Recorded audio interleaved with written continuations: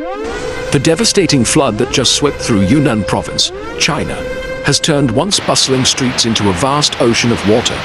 In just a few hours, everything was submerged, forcing tens of thousands of people to abandon their homes. This is one of the worst natural disasters the region has faced in many years.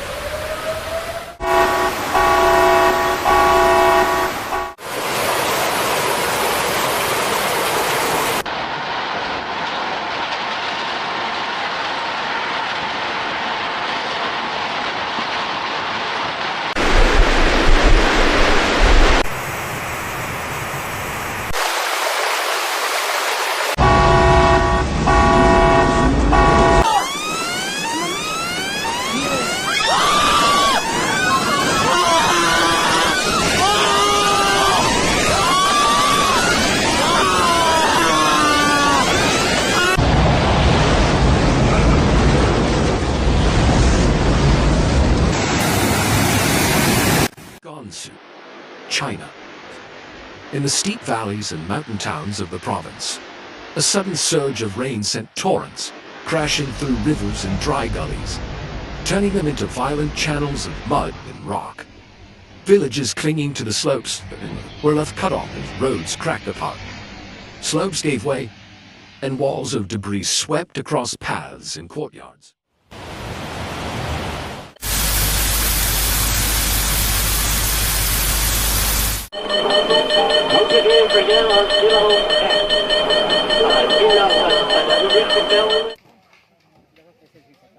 Power poles leaned at odd angles, where the ground beneath them had been scoured away. In some places, tangled lines lay across the mud, silencing phones and cutting off electricity. For days, entire pockets of the countryside could only communicate by word of mouth, carried on foot across unstable ground.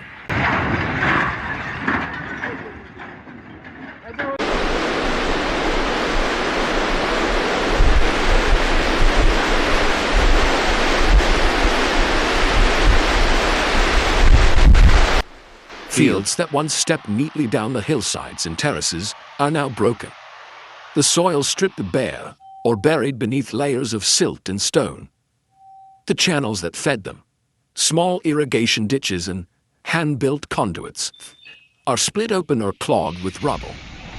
Farmers speak of seed stores turned to sludge, tools lost under mud, and harvests erased before they began.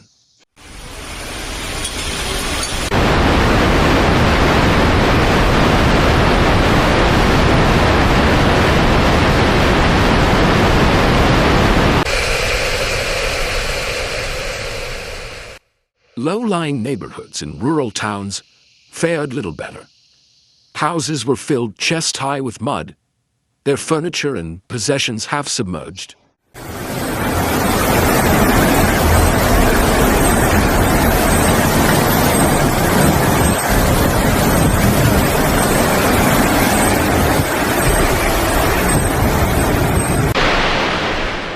Stone walls crumbled where rainwater soaked the mortar, and wooden beams bowed under the weight of soaked earth, pressing in from the hillsides.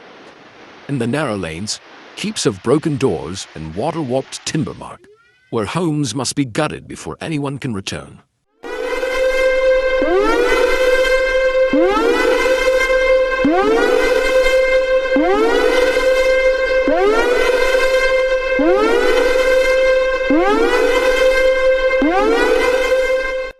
Water sources have not been spared. Wells that served communities for generations are now murky, their casings cracked or flooded with runoff.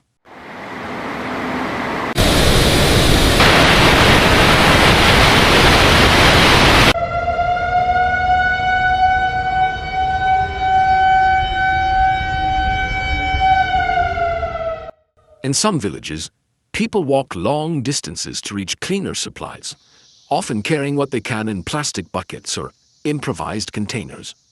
The simple act of finding drinkable water has become a daily challenge.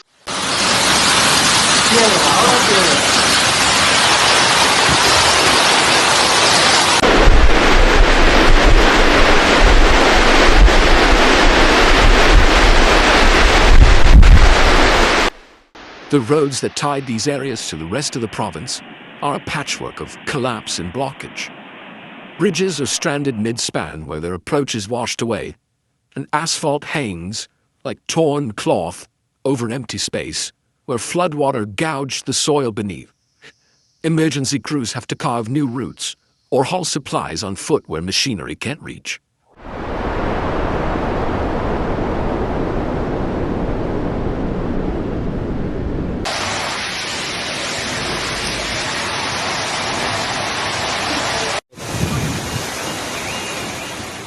Telecommunication workers pick their way over rockfalls to splice torn cables, often working from temporary towers to get a faint signal back into the worst-hit valleys. Repairing the backbone of service will take longer, not just because of the damage, but because the land itself has shifted, making old routes unstable.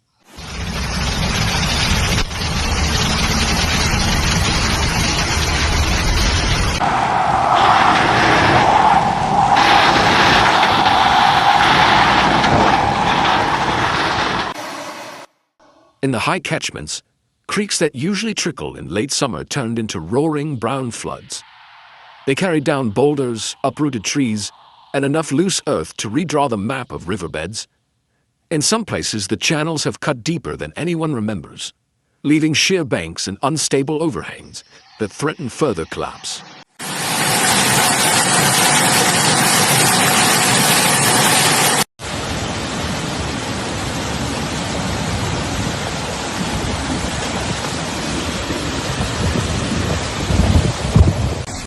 Local authorities have set up temporary shelters in areas that can still be reached. Canvas tents line the grounds of schools and community halls, where families gather with the few belongings they manage to save. Aid trucks carry water containers, food staples, and tops, while engineers try to shore up riverbanks and carve safe tracks through the debris.